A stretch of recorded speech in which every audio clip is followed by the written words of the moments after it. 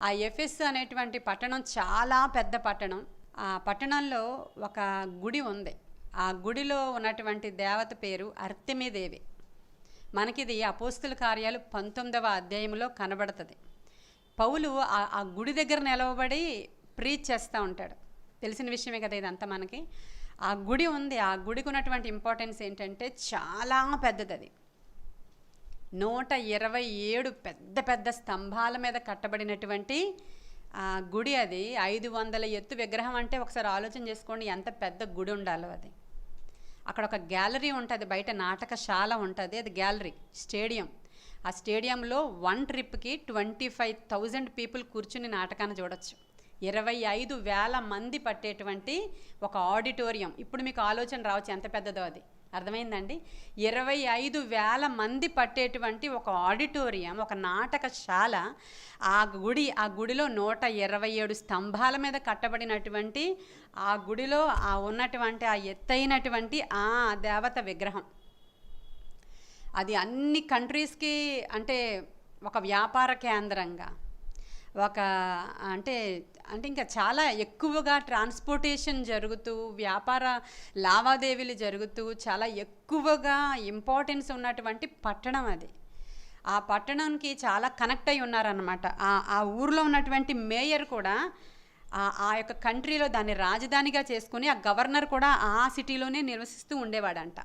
అంతటి ఇంపార్టెన్స్ ఉన్నటువంటి పట్టణం అది. ఆ 127 స్తంభాలలో కొన్ని స్తంభాలు ప్యూర్ గోల్డ్తో చేయబడ్డాయంట, కొన్ని స్తంభాలు వజ్రాలు వైడూర్యాలతో చేయబడ్డాయంట. ఇప్పుడు మనం ఆలోచించవచ్చు ఎంత రిచ్ అది, ఎంత ధనవంతులు ఉండేటువంటి పట్టణమో. ఆ రాజులు కూడా దాన్ని చూసినప్పుడు అట్రాక్ట్ అయిపోయేవారు అన్నమాట. అంటే ఇప్పుడు నేను ఎందుకు చెప్తున్నాను ఇదంతా అంటే, ఆ ఎఫెస్ పట్టణం ఎలాంటిదో మీకు తెలియాలి. ఇప్పుడు అక్కడ చాలా ఎడ్యుకేటెడ్ పీపుల్ ఉంటారు. లైబ్రరీలు ఉన్నాయి ఆ రోజుల్లోనే. క్రీస్తు శకము 30వ సంవత్సరం నుంచి 120వ సంవత్సరం వరకు ఉన్నటువంటి సంగతులు ఇవి మనం ఇప్పుడు చెప్పుకుంటున్నటువంటి సంగతులు. ఈ విషయాలు ఇవన్నీ కూడా మనం ముందు ఎఫెసీ పట్టణం గురించి ఎలాంటిదో ఆ పట్టణం తెలిస్తే మనకి అప్పుడు పౌలు అక్కడికి వెళ్ళినప్పుడు ఆయన సువార్త ఎలా చెప్పాడో మనకు అర్థమవుతుంది. అలాంటి మత కేంద్రంగా ఉన్నటువంటి ఆ పట్టణం దగ్గరికి ఆసియాలో ఉన్నటువంటి ఆ పట్టణాలన్నిటిలోనూ కూడా ఆసియాకి వెలుగు అని చెప్పేవారంట ఆ పట్టణాన్ని. ఆ పట్టణం పేరే ఆసియాకి వెలుగు. అయితే ఆ దేవత విగ్రహం దగ్గరికి మొత్తం అక్కడ ఉన్నటువంటి చుట్టుపక్కల కంట్రీల్లో, ఆ చుట్టుపక్కల ఏరియాల్లో ఉన్న ప్రజలందరూ పెళ్ళైన తర్వాత పిల్లలు పుట్టడం కోసం ఆ విగ్రహం దగ్గరికి వాళ్ళు వస్తారనమాట. ఎందుకంటే ఆ విగ్రహానికి ఉన్నటువంటి ఇంపార్టెన్స్ ఏంటంటే, దాని దగ్గరికి వస్తే అది పిల్లల్ని ఇస్తుంది. పిల్లలు పుట్టడానికి అదే కారణం. ఆ విగ్రహం యొక్క రూప్ ఎలా ఉంటుందంటే, తల మామూలే లేడీ రూపంలో ఉంటుంది, చాలా ఎత్తుగా ఉంటుంది. అంటే పాలు ఇచ్చేటువంటి తల్లి యొక్క రొమ్ముల్లాగా అనేకమైనటువంటి రొమ్ముల్లో నుంచి పాలు వస్తున్నటువంటి ఎదరపిక్ ఉంటుంది అనమాట. అంటే మనం చూడడానికి ఉంది, ఆ బొమ్మ ఉంది, కానీ ఎదరంతా అలా పాలు ఇస్తున్నట్లు పిల్లలు ఉండరు అక్కడ. అలా అనేక రొమ్ములు కలిగినటువంటి ఒక రూపం అన్నమాట అది. అంటే పిల్లలు ఇస్తుంది ఈవిడ అని చెప్పడానికి. ఆ తర్వాత పంటలు పండించేది అదే, పాడి పంటలను పండించేది. అక్కడ ఉన్నటువంటి తిండికి అంటే ఇంకా సమృద్ధికి ఒక రూపంగా దాన్ని అక్కడ పెట్టుకొని వాళ్ళు ఆచరిస్తూ, ఇంకా అదే నిజమని చెప్తూ, వాళ్ళు ఇంకా దాన్ని దేవతగా ఆరాధిస్తూ, ఇంక మామూలుగా ఆరాధన కాదు, అక్కడ ఉన్నటువంటి విషయాలు. ఇలా ఉన్నటువంటి పట్టణంలోనికి మొదటగా వెళ్ళింది అకుల ప్రిస్కిల్లా. మనకు అపోస్తుల కార్యాల్లో వీళ్ళిద్దరూ తెలుసా మీకు? అకుల ప్రిస్కిల్లా పట్టణానికి ఫస్ట్ వెళ్ళారు. అయితే అప్పటికే మరి పౌలు భక్తుడికి దేవుని ద్వారా ఒక దర్శనం రావడం, ఆ స్థలానికి దేవుడు పంపించడం. పౌలు ఆ పట్టణానికి చూసి వచ్చి, ఆయన కూడా చాలా విద్యావంతుడు కదా, పౌలు కూడా చాలా విద్యావంతుడు, ఆ స్థలంలో ఉన్న వాళ్ళు కూడా చాలా విద్యావంతులు. ఈ సోక్రటీస్, అరిస్టాటిల్ వీళ్ళందరూ వచ్చింది ఆ కంట్రీ నుంచే, గ్రీసు దేశం నుంచే కదా, మీకు ఐడియా ఉంది. అక్కడ లైబ్రరీలు ఆ రోజుల్లోనే ఉన్నాయంటే ఒకసారి ఆలోచన చేసుకోవాలి మనం. అంతటి పట్టణానికి పౌలు భక్తుడు దేవుడి చేత పంపించబడి ఆ స్థలానికి ఆయన వచ్చాడు. వచ్చినప్పుడు ఆయన పట్టణాన్ని చూశాడు. ఆయన పట్టణాన్ని చూసి అక్కడ ఉన్నటువంటి ఆ మత కేంద్రంగా ఉన్నటువంటి ఆ పట్టణంలో ఎలా సువార్త చెప్పాలో ఆలోచన చేసి, చేతులతో చేయబడినవి దేవుళ్ళు కారు అనేటువంటి టైటిల్తో స్టార్ట్ చేశాడు ఆయన. చేతులతో చేయబడిన విగ్రహాలు దేవుళ్ళు కానే కారు. అని ఆయన చెప్తూ ఉన్నప్పుడు దేవుని యొక్క శక్తి ఆయన మీద అలాగ ప్రభావంతో నింపబడి వెళ్ళాడు ఆయన అక్కడికి వెళ్ళినప్పుడు ఆయన వాక్యం చెప్తూ ఉంటే జ్ఞానులు కాబట్టి వాళ్ళు, ఇదొకటి మనం పాయింట్ అర్థం చేసుకోవాలి. జ్ఞానం కలిగిన వాళ్ళకన్నా చెప్పొచ్చు, జ్ఞానం లేని వాళ్ళకన్నా, చదువుకున్న వాళ్ళకి పూర్తిగా చదువుకున్న వాళ్ళకన్నా చెప్పొచ్చు, పూర్తిగా మధ్యలో వాళ్ళకి చెప్పలేము అనేది సహజంగా అందరూ మాట్లాడుకుంటూ ఉంటాం కదా. అది అక్కడ ఉన్న వాళ్ళు జ్ఞానవంతులు కాబట్టి పౌలు చెప్పిన విషయాల్ని ఇవేవో చాలా చాలా మర్మంగా ఉన్నాయి. నిజంగా ఇది నిజమే అనిపిస్తుంది మాకు. ఇవి వింటున్నప్పుడు ఇతని మాటలు ఇంకా వినాలి అనే కోరిక మాకు కలుగుతుంది అని ఆ పౌలుని వెంబడిస్తూ ఉండేవారు అక్కడ ఉన్నటువంటి ప్రజలు. పౌలు మాట్లాడుతూ ఉంటే ఇంకా అసలు ఆ పట్టణం షేక్ అయిపోతూ ఉండేది అన్నమాట. ఇంకా చెప్తూ ఉండేవాడు, ఇప్పుడు 2-3 కలిసారు ఇక్కడ, ఈరోజు మాట్లాడిన తర్వాత మీరందరూ కూడా నేను సాయంకాలం పలానా మార్కెట్ దగ్గర ఉంటాను, లైబ్రరీ దగ్గర ఉంటాను, వచ్చేయండి అని చెప్పేవాడు. ఇప్పుడు ఈ నలుగురు మళ్ళీ సాయంకాలం ఆయనతో అక్కడ డిబేట్ అనమాట. అక్కడ మాట్లాడడానికి అక్కడికి వెళ్ళినప్పుడు ఆయనతో మాట్లాడిన వాడు ఎవడు కూడా ఇంకా నో అని చెప్పలేడు ఇంకా. ఎందుకంటే అలా దేవుని యొక్క శక్తితోనూ జ్ఞానంతోనూ నింపబడిన వాడై ఆయన మాట్లాడుతూ ఉంటే ఈరోజు 3 వచ్చారు, రేపు 4 వచ్చారు, ఎల్లుండి 100 మంది వచ్చారు, అవతల ఎల్లుండి 1000 మంది వస్తున్నారు. ఇంకా వీళ్ళందరూ రండి అని చెప్తున్నాడు. మళ్ళీ అందరికీ అదే చెప్తున్నాడు, 4 మాటలు చెప్తున్నాడు, ఈవినింగ్ లైబ్రరీ దగ్గరికి రండి. వీళ్ళు వచ్చిన వాళ్ళు ఆ సంగతులను గ్రహిస్తూ ఉన్నారు, వింటూ ఉన్నారు. ఈ లోపల వాళ్ళందరినీ కూడా శిష్యులుగా తయారు చేసేస్తున్నాడు ఈయన. వాళ్ళు శిష్యులుగా తయారు చేసేసి ఆ విషయాలన్నీ గ్రాహ్యం చేసేసుకొని వాళ్ళందరూ రిసీవ్ చేసేసుకుని అక్కడ జరుగుతున్నది ఏంటంటే 2 days లేడు ఆయన అక్కడ. 3 years ఉండిపోయాడు అక్కడ ఆయన. 3 సంవత్సరాలు ఏమాత్రం కాదు, మనకి కరోనా వచ్చింది, 3వ సంవత్సరం వచ్చింది. మనం ఏం చేసాం ఈ 3 సంవత్సరాల్లో? 3 years అంటే పెద్దగా అనిపించింది, కానీ ఆయన 3 years ఉండిపోయాడు అని అంటే 3 yearsలో మనం ఏం చేసాం? 3 yearsలో ఆ పట్టణాన్ని షేక్ చేశాడు పౌలు అక్కడ. అంతటి వ్యాపార కేంద్రము, అంతటి మత కేంద్రము, అంతటి వెల్ ఎడ్యుకేటెడ్ పీపుల్, అంత రిచ్ పీపుల్, అసలు అది ఎటువంటిదో నేను చెప్తున్నాను. అలాంటి పట్టణాన్ని పౌలు షేక్ చేసేసి పునాదులను కదిపేశాడు అంతే అక్కడ. ఇప్పుడు ఎవరైతే గ్యాదర్ అయ్యారో వీళ్ళందరూ ఇంకా ఈ 3 సంవత్సరాల్లోనే గ్యాదర్ అయిన వాళ్ళని 4 రోజుల్లోనే తర్ఫీదు ఇచ్చేస్తున్నాడు. వీళ్ళందరినీ ఆసియా అంతా పంపించేశాడు తెలుసా మీకు. అక్కడి నుంచి క్రైస్తవ సువార్త మొత్తం అన్ని కంట్రీస్కి వెళ్ళిపోయింది. ఎంత గొప్ప విషయం అండి, 3 సంవత్సరాలు. అందుకే ఆ పట్టణం అంతా కూడా అసలు దేవుని యొక్క శక్తి చేత నింపబడిపోయింది. ప్రియమైన దేవుని బిడ్డలారా, అయితే ఇంతటి గొప్ప సువార్త చేసినటువంటి పౌలు భక్తుడు ఆ తర్వాత 3 సంవత్సరాల తర్వాత ఆ పట్టణాన్ని మిగతా వాళ్ళకి అప్పగించి ఆయన వెళ్ళిపోతూ ఉన్నప్పుడు తర్వాత తిమోతి, ఆయన తర్వాత ఎవరు తీసుకున్నారు ఆ బాధ్యత? తిమోతి అక్కడ బిషప్, ఆ చర్చ్ బిషప్ ఆయనే. ఆ తరువాత యోహాను. ఆ తర్వాత మీరు ఈ పేరు విన్నారో లేదా, పాలికార్ప్ అనే పేరు విన్నారా మీరు? ఆయన్ని తగలబెట్టేశారు కదా, కొయ్య మీద కట్టి తారేసి తగలబెట్టారు. మీకు ఐడియా లేదా? ఫోటో కూడా చాలాసార్లు మనకు వస్తుంటుంది, మనం చూస్తుంటాం. పాలికార్ప్ అనే పేరు వింటారు. ఆ తర్వాత బిషప్ ఆయన. అలాగా మొత్తానికి ఆ ఎఫెస్ పట్టణంలో ఉన్నటువంటి ఆ సంఘానికి దేవుడు అంతటి ఇంపార్టెన్స్ని, అంటే పౌలు భక్తుడు ద్వారా అంతటి ఉజ్జీవాన్ని ఆ సంఘానికి ఇచ్చారు. ఆ తర్వాత ఆ సంఘం వాళ్ళు ఎలా ఉండాలి అని ఈ పౌలు భక్తుడు క్రీస్తు యేసు ఖైదీనైన నేను అని రాస్తాడు ఆయన. 2వ అధ్యాయం దగ్గరికి వచ్చేసేయండి. ఒకటంతా చదువుకోండి, మంచిగా తెలుస్తుంది. రక్షించబడిన వారు నూతన జీవితం జీవించడానికి అవసరమైనటువంటి విషయాలన్నీ దీంట్లో ఆయన మెన్షన్ చేస్తూ ఉన్నారు.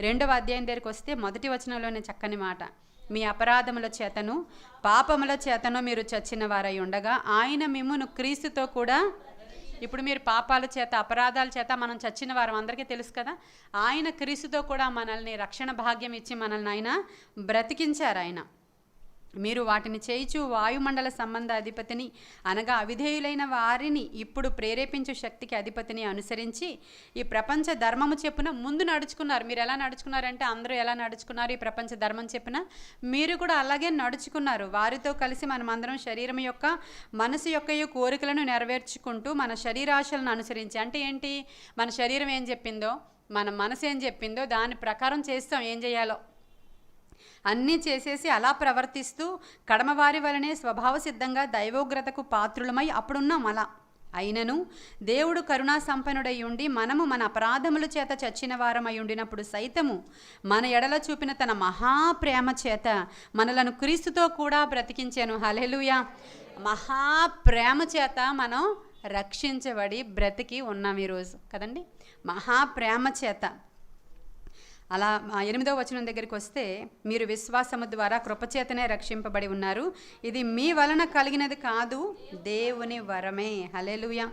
కాబట్టి 11, మునుపు శరీర విషయంలో అన్యజనులై ఉండి శరీరమందు చేతితో చేయబడిన సున్నితి గలవారు అనబడిన వారి చేత సున్నితి లేని వారు అనబడిన మీరు ఆ కాలమంది ఇజ్రాయేలుతో సహపౌరులు కాక పరదేశులను, వాగ్దాన సంబంధులు లేని పరిజనులను, నిరీక్షణ లేని వారును, లోకమందు దేవుడు లేని వారునై ఉండి క్రీస్తుకు దూరస్తులై ఉంటురని మీరు జ్ఞాపకము చేసుకొనిడి. ఇదంతా కూడా మునుపు మీరు ఎలా ఉన్నారో, మునుపు ఎలా అంటే శరీరేచ్ఛలను అనుసరించి ఎలా జీవించారు, ఇప్పుడు క్రీస్తు ద్వారా ఎలా బ్రతికించబడ్డారో, పాపములు అపరాధములు ఇంక లేక ఆయనతో నూతనంగా ఎలా జీవించామో చక్కని మాటల ద్వారా ఆయన సంఘానికి హెచ్చరిక చేస్తూ ఉన్నాడు. 20వ వచనంలో చూస్తే, క్రీస్తు యేసే ముఖ్యమైన మూలరాయి అయి ఉండగా అపోస్తలులను ప్రవక్తలను వేసిన పునాది మీద మీరు చక్కగా అమర్చబడి పరిశుద్ధమైన దేవాలయం అగుటకు వృద్ధి పొందుచున్నది. ఆయనలో మీరు కూడా ఆత్మ మూలముగా దేవునికి నివాస స్థలమై ఉండుటకు. ఇవన్నీ మాటలు కూడా కొంచెం మర్మయుక్తంగాను జ్ఞానయుక్తంగాను మన లోపలికి వెళితే చాలా ఆలోచింపచేసేవిగాను మనకు కనబడతాయి. 3వ అధ్యాయం అంతా అడుగు వాటికంటే, ఊహించి వాటికంటే అత్యధికంగా దయచేసేటువంటి దేవుడు అనే మాట కనబడుతుంది అక్కడ. ఇప్పుడు అర్థమవుతుందా మనకి? దేవుడు అడుగు వాటికంటేను అంత శక్తిమంతుడైన దేవుణ్ణి పెట్టుకుని ఎందుకు పనికిరాని వాళ్ళల్లాగా, పేదవాళ్ళల్లాగా, ఒక మాటలో చెప్పాలంటే దిక్కులేని వాళ్ళల్లాగా ఏడ్చుకుంటూ ఒక మూలను కూర్చొని ఏమీ చేయలేని వాళ్ళల్లాగా మనం ఉన్నాము. కానీ ఆయన యొక్క శక్తి చాలా గొప్పది. ఆయన ఏదైనా చేయుటకు సమర్థుడైన దేవుడు. నిన్ను ఎంతైనా హెచ్చింపచేస్తాడు. నీవు ఆలోచించాలి కానీ ఆయన లేని దాన్ని ఉన్నట్టుగా చేసి నిన్ను ఉన్నతమైన శిఖరాల మీద అధిరోహింపజేస్తాడు అనే మాటలు శుక్రవారం దినాన ప్రభు మనతో మాట్లాడారు. ఈరోజు కూడా అదే మాట్లాడుతున్నాడు ఆయన. నీవు ఊహించిన దానికంటే, నీవు అడిగిన దానికంటే చాలా గొప్ప కార్యాలు చేస్తాడు ఆయన. ఎలా ఉన్నవాళ్ళం అలా ఉండిపోవడానికి ఆయనకి ఎంత మాత్రం కూడా ఇష్టం ఉండదు. 3 సంవత్సరాల కాలంలో పౌలు అలా ఒక దేశ పరిస్థితుల్ని మార్చేస్తే మనం ఎక్కడ మన ఇంటి పరిస్థితిని మార్చుకోలేకపోయాం మనం. నిజమేనా కాదా? పర్సనల్గా మనం వ్యక్తిగతంగా మనల్ని మనం మార్చుకోలేదు, మన ఇంటిని మార్చుకోలేదు, మన యొక్క బిహేవియర్ని మార్చుకోలేదు, మన పరిస్థితులు ఏవి కూడా మారలేదు. ఎలా ఉన్నాయి అలాగే ఉండిపోయామా? 3 సంవత్సరాల క్రితం నుంచి ఏమన్నా అంటే కరోనా కదండి అంటాం. అంతే కదా, కరోనా వచ్చిన తర్వాత అలాగ అయిపోయామమ్మా, అందరం ఇలా అయిపోయాం అని చెప్తున్నారు. అదొక వంక మనకు బాగా దొరికింది. కాబట్టి క్రీస్తు కోసం ఒక్కరోజు కూడా వేస్ట్ అవ్వకూడదు. ఒక్క దినం కూడా మనం వేస్ట్ అవ్వకుండా ఆ రోజు ప్రభువా నేనేం చేయాలి, ఈరోజు ప్రభువా నీవు నాతో మాట్లాడు, ప్రభువా దేని గురించి అయినా సరే నాకు చెప్పు, నేను ఉన్నాను నీ కోసం అనేవాళ్ళు కావాలి దేవునికి.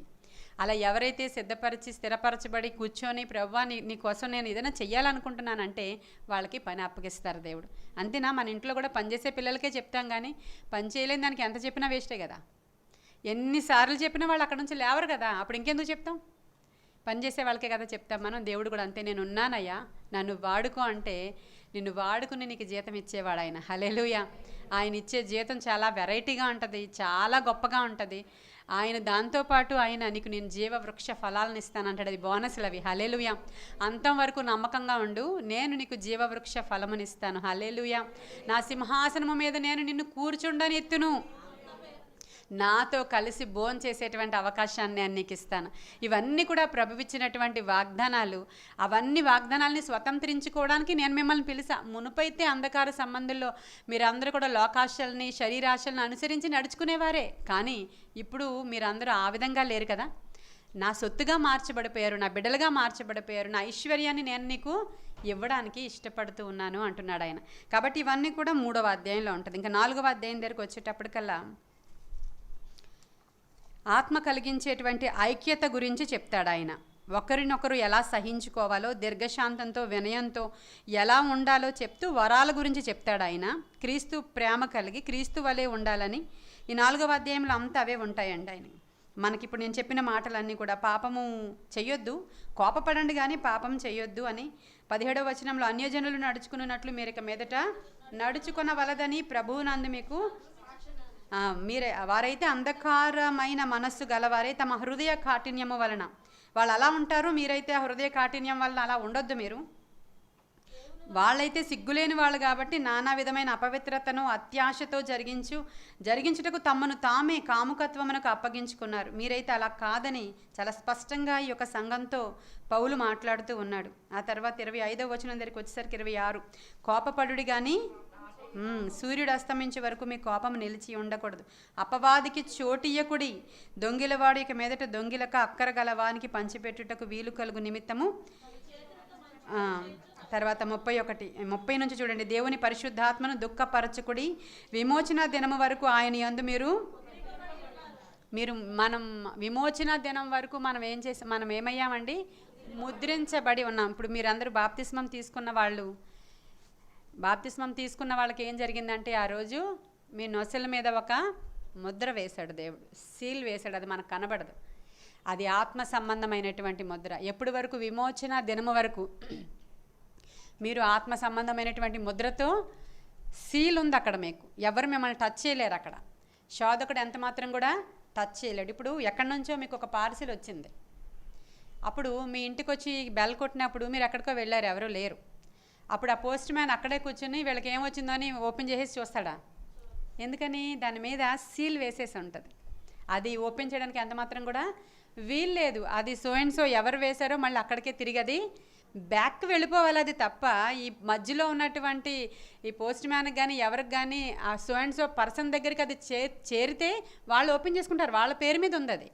వాళ్ళు లేకపోతే తిరిగి ఎక్కడైతే సీల్ వేశారో అక్కడికి తిరిగి అది ఎలా వెళ్ళిపోవాలో ఈ మన మీద కూడా ముద్ర వేయబడి ఉంది. శోధకుడు వచ్చి మిమ్మల్ని ఎలా ముట్టుకోవడానికి ఎంత మాత్రం కూడా వీలు లేదు. మనం అటువంటి విధంగా ముద్రించబడి ఉన్నాం కాబట్టి ఈ విధంగా మనం సేఫ్గా ఉన్నాం. అదొకటి గమనించాలి. మన మీద ముద్ర ఉంది. పరిశుద్ధాత్ముడు నిజంగా మన మీద. అందుకనే మీరు విమోచన దినం వరకు మీరు ముద్రించబడి ఉన్నారు. చాలా క్లియర్గా రాయబడి ఉంది అక్కడ చూడండి. అందుకే అసలు అక్కడ విమోచన దినం వరకు ఆయన యందు మీరు ముద్రించబడి ఉన్నారు. మీరు పరిశుద్ధాత్మను దుఃఖపరచొద్దు. సమస్తమైన ద్వేషము, కోపము, క్రోధము, అల్లరి, దూషణ, సకలమైన దుష్టత్వము మీరు ఇప్పుడు ఈ ముద్ర వేయబడినటువంటి మీరు విసర్జించాల్సినవి. సమస్తమైన ద్వేషాన్ని విసర్జించాలి. క్రోధము, అల్లరి, దూషణ, సకలమైన దుష్టత్వం మీరు విసర్జించి ఒకని ఎడల ఒకడు దయ కలిగి కరుణాహృదయులై క్రీస్తునందు దేవుడు మిమ్మల్ని క్షమించిన ప్రకారం మీరు ఒకరినొకరు యూనిటీ గురించి మాట్లాడతాడు ఈ 4వ అధ్యాయంలో. ఇవన్నీ మీలో ఉండడానికి ఎంత మాత్రం వీల్లేదు. ఎందుకంటే పరిశుద్ధాత్ముడు మీలో ఉన్నాడు. ఆయన మిమ్మల్ని ముద్రించుకున్నాడు. మీరు గనక ఇలాంటి వేషాలు వేస్తే, ఈ విధమైన విషయాలు మీలో కలిగి ఉంటే పరిశుద్ధాత్ముడు దుఃఖపడతాడు. కాబట్టి ఆయనని ఎంత మాత్రం కూడా మీరు దుఃఖపరచొద్దు. ఎందుకంటే క్రీస్తు మిమ్మల్ని క్షమించిన ప్రకారం మీరు కూడా ఒకరినొకరు క్షమించండి అని. 5వ అధ్యాయం అంతా కూడా ఫ్యామిలీ లైఫ్ ఎలా ఉండాలి, కుటుంబం బాగుంటేనే కదా అంతా బాగుండేది, అవునా? కుటుంబం ఫస్ట్ బాగుండాలి. ఒక క్రైస్తవ కుటుంబం ఎలా ఉండాలి అనేది కూడా పౌలు చాలా క్లియర్గా వాళ్ళకి ఎక్స్ప్లెయిన్ చేసి చెప్తున్నాడు. భార్య ఎలా ఉండాలి, భర్త ఎలా ఉండాలి, పిల్లలు ఎలా ఉండాలి, తల్లిదండ్రులను ఎలా చూడాలి, పిల్లలకి ఏ విధంగా మనం మౌల్డ్ చేయాలి, వాళ్ళు ఎలాగ తల్లిదండ్రులకి ఒబే అయి ఉండాలి. ఈ విషయాలన్నీ కూడా క్లియర్గా ఇక్కడికి రాస్తూ స్టార్టింగ్ వచనం చూడండి. కావున మీరు ప్రియులైన పిల్లల వలె దేవునిని పోలి క్రీస్తు మిమ్మల్ని ప్రేమించి పరిమళ వాసనగా ఉండుటకు మన కొరకు తన్ను తాను బలిగా అర్పించుకున్నారు. అలాగుననే మీరు కూడా ప్రేమ కలిగి నడుచుకొనుడి. మీలో జారత్వమే కానీ ఏ విధమైన అపవిత్రతయే కానీ లోభత్వమే కానీ వీటి పేరైనను ఎత్తకూడదు. ఇదే పరిశుద్ధులకి. ఇలాంటి మాటలు మనం ఎత్తొచ్చా, తిట్టొచ్చా? అలాంటి తిట్లు, అలాంటి మాటలు మనం మాట్లాడొచ్చా? ఇది పరిశుద్ధులకి ఎంత మాత్రం కూడా తగదు. అంటే ఇప్పుడు ఈ పత్రికలన్నీ కూడా ఎందుకు రాస్తున్నారో యాకోబు పత్రిక రాసేటప్పుడు మీకు చెప్పాను. ఎవరైతే రక్షించబడి క్రీస్తునందున్నారో వారు నూతన నవీన స్వభావం మీరు ధరించుకున్న వారే. మీరు ఎలా జీవించాలో మీకు ఇచ్చిన రాజ్యాంగం అది, మీకు ఇచ్చిన కట్టడ అది. మనం ఎప్పుడైతే క్రీస్తుని ఆశ్రయించి వచ్చామో లోకంలో ఉన్న మనుషుల యొక్క కట్టడలను మనము ఆచరించడానికి కాదు. మనం సెపరేట్ పీపుల్. మనమందరం ఆయన సొత్తు. ఆయన మనల్ని రూల్ చేస్తున్నాడు పరోక్షంగా. మనమే దేవుని యొక్క ఆలయమై ఉన్నాము. ఈ ఆలయాన్ని ఎలా కాపాడుకోవాలి, ఎలా ఉండాలి అని చెప్తున్నాడు. ఇలా ఉంటే అంటే లోకానికి ఏదో దీనుల్లాగా, హీనుల్లాగా, పేదవాళ్ళలాగా ఉండిపోతారా అంటే కాదు. ఆయన మహిమైశ్వర్యము చెప్పున ఆయనతో పాటు నిన్ను రాజుగా చేస్తాడు. ఆయన చాలా ఉన్నతమైన శిఖరాల మీద నిన్ను అధిరోహింపచేస్తాడు. కానీ ఈ లక్షణాలతో నీవు ఉండి ఆ మహిమైశ్వర్యాన్ని నువ్వు రిసీవ్ చేసుకోవాలి. ఆ క్రీస్తు దగ్గర చాలా ఐశ్వర్యము, మహిమైశ్వర్యం ఉంది. ఆ ఐశ్వర్యాన్ని నీవు రిసీవ్ చేసుకోవాలంటే ఈ లక్షణాలు నీలో ఉండాలి అని చెప్తున్నాడు ఆయన ఈ ఎఫెసీ సంఘాన్ని ఉద్దేశించి. అలా చెప్తూ ఏమేం చేయకూడదు. ఇప్పుడు చాలామంది నన్ను అడుగుతారు, ఇప్పుడు మేము బాప్తిస్మం తీసుకుంటున్నాం కదండి, ఏ విధంగా ఉండాలి, ఏ బట్టలు వేసుకోవాలి, ఎలా రావాలి, ఒక బైబిల్ ఉంటే చాలా, లేకపోతే ఒక తెల్ల చొక్కా వేసుకోవాలా, ఇవన్నీ బాహ్యంగా మనం అడుగుతున్నాం. ఇవన్నీ ఈ ఇంటర్నల్గా అంతరంగంగా ఏం చేయాలో మొత్తం బైబిల్లో పౌలు భక్తుడు ఆయనకి కలిగిన ప్రత్యక్షతను బట్టి బోధిస్తున్నాడు సంఘానికి. ఈ శరీర సంబంధమైనటువంటి సున్నతి కాదయ్యా మీరు కోరుకునేది, ఇదిగో ఇవి ఈ లక్షణాలు మీలో గనక ఉంటే క్రీస్తు డైరెక్ట్గా మీలో నివాసం ఉంటాడు. ఇలా నివాసం ఉంటే మీరు ఈ లోకాన్ని షేక్ చేసేసేవారుగా మిమ్మల్ని నేను తయారు చేస్తాను. అంత మాత్రమే కాదు, కానీ ఈ లోకంలో కూడా మిమ్మల్ని నేను హెచ్చిస్తాను, ప్రత్యేకమైన స్థానాలు నేను మీకోసం ఇస్తాను అని మాట్లాడుతున్నాడు ఆయన. చూడండి అక్కడ ఎలా మాట్లాడకూడదో ఏం చేయకూడదో రాసున్నాయా. మరి మనం ఏం చేయాలో ఏం చేయకూడదో మాకు తెలియదు కదండి అంటారేంటి?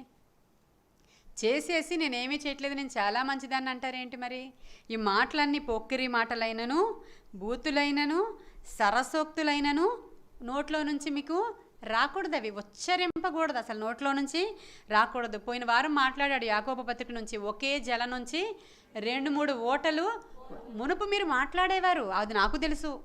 ఎవరు చెప్తున్నారు? పౌలు. మునుపు మీరు ఈ లోకానుసారులు కాబట్టి మీరు మాట్లాడేవారు, నిజమే.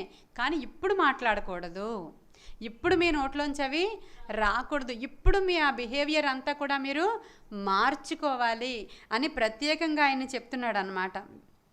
వ్యభిచారి అయినను, అపవిత్రుడైనను, విగ్రహారాధికుడైన ఉన్న ఎడల లోబి అయినను క్రీస్తు యొక్కయు దేవుని యొక్కయు రాజ్యమునకు, అండర్లైన్ చేసుకోండి, మీరందరూ కూడా దేవుని రాజ్యానికి వెళ్ళాలి అని అనుకుంటే గనక ఆ పైనవి ఉండకూడదు. క్రీస్తు యొక్క రాజ్యానికి మీరు హక్కుదారులు. ఒకవేళ కనుక అవి ఉంటే అటువంటి వాడు వెళ్ళడం డిక్లరేషన్ ఉందా అక్కడ? లేదా? ఉందా? అప్పుడు ఇలాంటివి మీలో ఉంటే చర్చి మానేయడం చాలా మంచిది. ఎందుకంటే ఇలా వచ్చి చర్చికి కూర్చొని ఇంత చేతులు కట్టుకుని ఇంత నిష్టగా ఉండాల్సిన అవసరం లేదు. ఎలాగో మీరు దేవుని రాజ్యానికి వెళ్ళరు. ఆ లైఫ్ ఏదో బయట ఎంజాయ్ చేస్తూ గడిపేసి పనిష్మెంట్స్ వస్తే దాన్ని స్వీకరించి నరకానికి చక్కగా వెళ్ళిపోవడమే. ఇక్కడ ఉన్నంతసేపు ఎంజాయ్ చేస్తాం, చనిపోయిన తర్వాత ఎట్టి వెళ్తామో ఎవరు తెలుసండి. మీరు చెప్తున్నారు కానీ సువార్త అనేవాళ్ళు చాలామంది ఉంటారు. పిల్లలు తిరగబడుతూ ఉంటారు, అస్తమాను చర్చు ఇది చేయదు అది చేయొద్దు అని అంటారు. తర్వాత చూసుకుందాంలే, మీరు మీ టైంలో తిరిగేలేదు ఏంటని చెప్తా ఉంటారు. నిజమే, తిరిగేయండి. తరువాత ఏం జరుగుతుందో, ఆ యొక్క పాపము యొక్క భయంకరం ఎటువంటిదో తెలిసిన వాడెవ్వడు కూడా ఇటువంటి వాటికి వెళ్ళడు. ఇంకా మనలో ఆ విషయాలు పనిచేస్తున్నాయి అని అంటే మీరు పోరాడుతున్నది మీ యొక్క బలహీనతలతో కాదు, కానీ దురాత్మలతోనే ఒకసారి మీరు జ్ఞాపకం చేసుకోవాలి. ఎంత క్లియర్గా రాస్తున్నాడండి అక్కడ. క్రీస్తు యొక్కయు దేవుని యొక్కయు రాజ్యమునకు కాడని సంగతి మీకు నిశ్చయంగా తెలియను. మీకు ఇంకా క్రిస్టల్ క్లియర్ అది. ఇవన్నీ కానీ మీలో ఉంటే మీరు క్రీస్తు రాజ్యంలో హక్కుదారులు ఎంత మాత్రం కూడా కాలేరు. ఇంకా చాలా క్లియర్గా చెప్తున్నాడు. వ్యర్థమైన మాటల వలన ఎవడును మిమ్మును, వ్యర్థమైన మాటలు, ఒట్టి మాటలు, అవి కొరుకుడు పుండు పాకినట్లు ప్రాకుతాయని తిమోతి చెప్తాడు. వ్యర్థమైన మాటలు ఊరికే అంటే ఊరికే ఆ టైంపాస్ మాటలు ఇవన్నీ కూడా మాట్లాడడం ద్వారా ఏం ఉపయోగం లేదు. ఎవరు మిమ్మల్ని మోసపరచనీయకుండా చాలా జాగ్రత్తగా చూసుకోండి.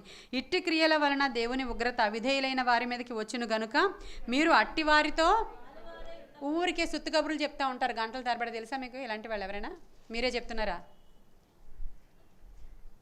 అలా చెప్పుకుంటూ ఉంటారు కదా, టైంపాస్. అదే ఊరికే వ్యర్థమైన విషయాలు. ఇంకా ఏంటి ఈ మధ్యకాలంలో ఫోనుల్లో ఇంకా ఏంటి, ఫోన్ ఫ్రీ కదా, ఫోన్ ఫ్రీ. కొత్తగా ఎవరు పరిచయం అయ్యారో వాళ్ళకి ఇంకా ఏంటి, అది గర్ల్ ఫ్రెండ్ బాయ్ ఫ్రెండ్ అవ్వచ్చు, లేదంటే ఒక ఆంటీ అవ్వచ్చు, ఒక మామూలుగా అమ్మాయి అవ్వచ్చు, అబ్బాయి పాప మగవాళ్ళు తక్కువ మాట్లాడతారు. అది వాళ్ళందరూ చాలా మంచివాళ్ళు.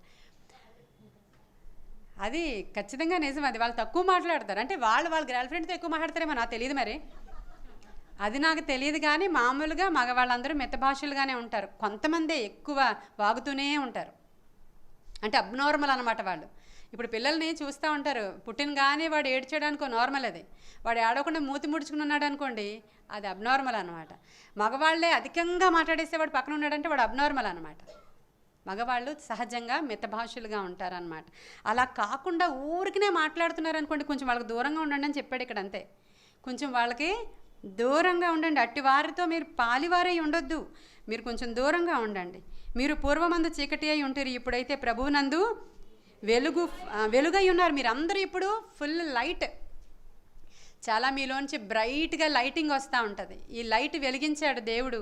ఆ లైట్ని మనం మంచం కింద కొంచెం కింద పెట్టడానికి వీల్లేదు, దీపస్తంభం మీద పెట్టాలి. మీరే లోకమునకు వెలుగై ఉన్నారు. హల్లెలూయా. ఇప్పుడు వరకు నేను చెప్పినవి చీకటి సంబంధమైన మనుషుల యొక్క లక్షణాలు. ప్రభువుకి ఏది ప్రీతికరమో అలాంటి లక్షణాలను మీలో కలిగి మీరు వెలుగు సంబంధుల వలె నడుచుకోండి. టైం చాలా విలువైనది, మన అందరికీ తెలిసిన విషయమే. టైం చాలా విలువైనది. ఈరోజు గడిచిపోతే ఈరోజు రేపు మనం ఈరోజు చేయాల్సింది రేపు ఖచ్చితంగా చేయలేం. ఒక గంట దాటిపోతే, నేను గంట ముందు మీకు ఏం ఇంట్రడక్షన్ ఇచ్చానో ఎఫ్ఎస్సీల గురించి మీకు తెలియదు కదా, ఖచ్చితంగా తెలియదు కదా. గంట గడిచిపోయింది. అంటే టైం చాలా విలువైనది. కాబట్టి చాలామంది టైంకి అసలు వాల్యూ ఇవ్వరు. ఉదయం చాలా బాగుంటుంది, ఎర్లీ అవర్స్ చాలా బాగుంటాయి. 5 గంటలు 6 గంటలకి సూర్యోదయం అయినప్పుడు ఆ ఎర్లీ అవర్స్లో, ఇప్పుడు నేను కీర్తనల గ్రంథం చదివించాను, దేవా వేకువనే నేను లేచెదను అని. ఆ ప్రశస్తమైన సమయం అంతా కోల్పోయిన వాళ్ళకి ఆ వేకువ యొక్క ఇంపార్టెన్స్ ఎంత మాత్రం కూడా తెలీదు. కాబట్టి వాళ్ళు మధ్యాహ్నం కూడా చాలామంది ఎక్కువసేపు నిద్రపోతారు. ఎక్కువసేపు వండుకోవడానికి, ఎక్కువసేపు నిద్రపోవడానికి, ఎక్కువసేపు తినడానికి కేటాయిస్తారు. వాళ్ళని బైబిల్ ఏమంటుందంటే అజ్ఞానులు. సమయము పోనీయక సద్వినియోగం చేసుకుంటూ అజ్ఞానుల వలె కాక జ్ఞానుల వలె ప్రవర్తించండి. 24 గంటలు. అందుకోసం నేను మిమ్మల్ని క్రియేట్ చేయలేదు, తిండి వండుకోవడానికి, పడుకోవడానికి, నిద్రపోవడానికి. ఊరికినే డే అంతా గడిపేసి ఈరోజు ఏం చేశానని ఒకసారి ఆలోచన చేసుకుంటే ఏమీ చేయలేదు నువ్వు. ప్రతి దినము చాలా విలువైనది. అస్తమానం మన హృదయాలలో ఏముండాలండి? స్తుతి పాటలు ఉండాలి. అనునిత్యము కూడా మనం స్తుతించుకుంటూ, దేవుని పాటలు పాడుకుంటూ, మంచి వచనాలని మన నోటి నుంచి ఉచ్చరిస్తూ. లాస్ట్ వీక్ యాకోబు పత్రికలో దేవుడు అంటే మనతో మాట్లాడాడు, ఏమనంటే నీ నోట్లోనే అసలు దేవుడు జీవాన్ని ఉంచాడు. మీరు ఏం మాట్లాడతారో అది మీరు రిసీవ్ చేసుకుంటారు. కాబట్టి అనుకూల వచనాలే మీ నోట్లో నుంచి రానివ్వండి, పాజిటివ్ మాటలే మీ నోట్లో నుంచి రానివ్వండి. చావును గూర్చి కానీ, మిమ్మల్ని మీరే శపించుకోవడం కానీ, మిమ్మల్ని మీరే తిట్టుకోవడం కానీ, నా బ్రతుకు ఇలా ఏడిసింది, నా బ్రతుకు అలా ఏడిసింది అనే మాటలు కానీ ఎంత మాత్రం మీరు అనకూడదు. ఆ మాటలు మీరు అనినప్పుడు, ఎందుకంటే మీ నోట్లో నేను పవర్ని పెట్టా, మీ నోట్లో నా మాటను పెట్టా. కాబట్టి ఆ మాట మీరు అంటున్నప్పుడు ఖచ్చితంగా అవన్నీ మీ మీదకి వచ్చేస్తే నేనేం చేయలేకపోతాను అంటాడు దేవుడు. దేవుడు కూడా ఏమీ చేయలేని కొన్ని ఉన్నాయి. అర్థమవుతుందా మీకు? మనం ఏం మాట్లాడుతున్నాం ఎప్పుడు కూడా పాజిటివ్గా మాట్లాడండి. నేను దేవుని బిడ్డని, నేను ఇలా గొప్ప కార్యాలు చూడబోతున్నాను, నా దేవుడు నన్ను విడిపిస్తాడు, ఆయన సమర్థుడు, నేను ఖచ్చితంగా బయటకు వస్తాను, నేను బలం పొందుకుంటాను, నేను విడిపించబడతాను, నా బిడ్డలు ఆశీర్వదింపబడతారు. ఈ మాటలు మీరు మాట్లాడుకోండి అని. ఎప్పుడు నెగిటివ్ మాటలు మీ ఇంట్లో మాట్లాడొద్దు. ఆ మాటలు మాట్లాడించేవాడు శైతానుడు, వాడికి అదే ఇష్టం. వాడు అయ్యే మాట్లాడుతూ ఉంటాడు. ఆ ఇల్లు సాతానుకి నివాస స్థలంగా ఉంటుంది. కాబట్టి ఆ మాటలు మీరు మాట్లాడొద్దు అని చెప్తున్నాడు అక్కడ. ఒకరినొకరు భయముతో లోబడి ఉండండి అని. ఆ తర్వాత ఇంక పెళ్లి మెసేజ్ వచ్చింది 5:22. క్రిస్టియన్ మ్యారేజ్ చేసుకున్న వాళ్ళు పెళ్లి కూతురు పెళ్లి కొడుకు ఆ సమయంలో వినరని నాకు తెలుసు, కాబట్టి ఇప్పుడు చెప్తాను, వినండి. మీరందరూ క్రిస్టియన్ మ్యారేజ్ చేసుకుంటే వాళ్ళు వినరు, ఎక్కువ తయారైపోయి వచ్చిన వాళ్ళు కూడా వినరు. ఎందుకంటే ఆ చీరను చూసుకుంటూనే ఉంటారు. వీళ్ళు చీరని అలిగిపోద్దేమో, ఆ పిల్లోడు వచ్చి లాగేస్తున్నాడు, వాడు ఎక్కేస్తున్నాడు, వాడిని ఎత్తుకోవాలి, పక్కన వాళ్ళ హస్బెండ్కి ఇచ్చేస్తూ ఉంటుంది, ఆయన పట్టుకోకపోతే చీర నలిగిపోతుందని ఈ గొడవల్లో ఉంటారు పెళ్ళిలో. పాపం వాళ్ళు వినరు, పెళ్ళి కొడుకు పెళ్లి కూతురు కూడా. నిజమేనా అబద్ధమా చెప్పాను? నిజమేనా? ఎక్కువ తయారైపోతే పెళ్ళిలో మెసేజ్ వినడానికి అవ్వదు. అందుకని స్త్రీలారా మీరు పురుషులకి లోబడి ఉండండి. ఎందుకంటే క్రీస్తు మనకి శిరస్సు అయి ఉన్నలాగున ఈ స్త్రీకి పురుషుడు శిరస్సు అయి ఉన్నాడు. కాబట్టి ఆయన ఏం చెప్తే అది వినండి, ఆయన ఏం తిడితే అది పడండి, ఆయన కొడితే కొట్టించుకోండి, ఆయన ఎంత టార్చర్ పెట్టినా భరించండి. ఇదేనా రాసిన? మరి అదే కదా రాసింది అక్కడ. అవును, మరి అంతే కదండి. చర్చికి రావద్దంటే మానేయాలి కదా మీనాగారు. ఆయన వెళ్ళొద్దన్నారు అని నాకు ఫోన్ చేసి చెప్తున్నారు. ఎందుకంటే మేము మా పురుషునికి లోబడుతున్నాము కనుక. మరి ఎలా ఇప్పుడు ఇప్పుడు మారిపోతుంది మరి ఇదంతా దీన్ని ఎలా అనాలిసిస్ చేయాలి మరి? ఇప్పుడు ఈ వచనాన్ని ఎత్తి చూపిస్తారు ఈ భర్తలందరూ, ఇదిగో లోబడి ఉండమని చెప్పారా పాస్టమ్ గారు ఈరోజు? మీరు ఖచ్చితంగా నేను కొట్టినా, నేను తిట్టినా, నేను తన్నినా, ఏం చేసినా చర్చికి వెళ్ళొద్దంటే వెళ్ళకూడదు, అంతే, లోబడి ఉండాలి అని చెప్తారు వాళ్ళు. మరి అప్పుడు ఎలా అండి దీన్ని ఎలా మనం మరి అనాలిసిస్ ఎలా చేయాలి? దీన్ని ఖచ్చితంగా మనం ఆలోచించినప్పుడు ఇది క్రీస్తును అంగీకరించి పరిశుద్ధాత్మను పొందుకొని దేవునిలో ఇద్దరు కలిసి జీవిస్తున్న భార్యాభర్తలకి చెప్పబడింది ఇది. ఆ భర్త కూడా ఇక్కడ రాయబడి ఉన్నటువంటి లక్షణాలు కలిగిన భర్తగా ఉంటాడు కనుక ఆ భర్తకి లోబడవలసినటువంటి విషయాలు అక్కడ రాయబడింది. అంతే తప్ప ఆయన సినిమాకి రమ్మంటే నేను వెళ్ళాను లోబడాలి కదండి. మరి నిజమండి, లేరా? ఉన్నారు. ఆయన సినిమాలు చూస్తాడండి, మరి ఏం చేయమంటారు? ఆయన రమ్మన్నారు అందుకని వెళ్ళి అక్కడ కళ్ళు మూసుకుని కూర్చున్నానండి అని చెప్పింది ఒక ఆవిడ. నువ్వు అక్కడికి వెళ్ళనేలా, అక్కడ కళ్ళు మూసుకుని కూర్చోనేలా? అక్కడికి వెళ్ళి కళ్ళు మూసుకుని కూర్చుంటే మరి వెళ్ళకపోతే భర్తకి లోబడమన్నారు కదా సిస్టర్ గారు. అందుకని ఆయన తెల్లవారుజామున ప్రార్థనకి లెగనివ్వరండి. ఇది వరకు అంటే చాలా బాగా ప్రార్థన చేసేదాన్ని, ఇప్పుడు ఎందుకులే ఆరోగ్యం పాడైపోతుంది పడుకుంటే పడుకుందంట ఆవిడ. చాలా పెద్ద శోధన వాళ్ళ ఇంటి మీదకి వస్తే ప్రార్థన చేయించుకోవడానికి నా దగ్గరికి వచ్చింది ఆవిడ. మరి ఎలాగా ఇప్పుడు ఈ భర్తకు లోబడి ఉండడం? చెప్పండి, మీ దగ్గర ఏమైనా సొల్యూషన్ ఉందా? సరే, ఇప్పుడు భార్యను ఎలా ప్రేమించాలని రాశారు అక్కడ. ఎంత బాగా చెప్పిందో శాంతి. భార్యను ఎలా ప్రేమించాలంటండి, సొంత శరీరాన్ని ప్రేమించుకున్నట్లు. ఇప్పుడు ఎవరైనా సొంత శరీరాన్ని చూసి తిట్టుకుంటారా? పోని వాళ్ళ చేతికి ఒక దెబ్బ తగిలిందండి, ఆ చెయ్యిని చూసి ఛీ ఎలా కనబడుతున్నావు చూడు, అస్సలు అసహ్యం వేస్తుంది అని నిన్ను చూస్తుంటే, ఒకసారి ఇలా రావా ఇది నరికేవా అంటారా? చి మాటికి మోకాళ్ళు నెప్పెట్టేస్తున్నాయి, మెట్లు ఎక్కలేకపోతున్నాయి, అక్కడ తీసే అంటారా? అంటారా అండి? పోనీ ఇంకా ముందుకు పోతే జుత్తంతా ఊడిపోతుంది, ఇక్కడికి తీసే అంటారు. దానికి టోపీ పెట్టుకుని కవర్. ఇప్పుడు విగ్గులు కూడా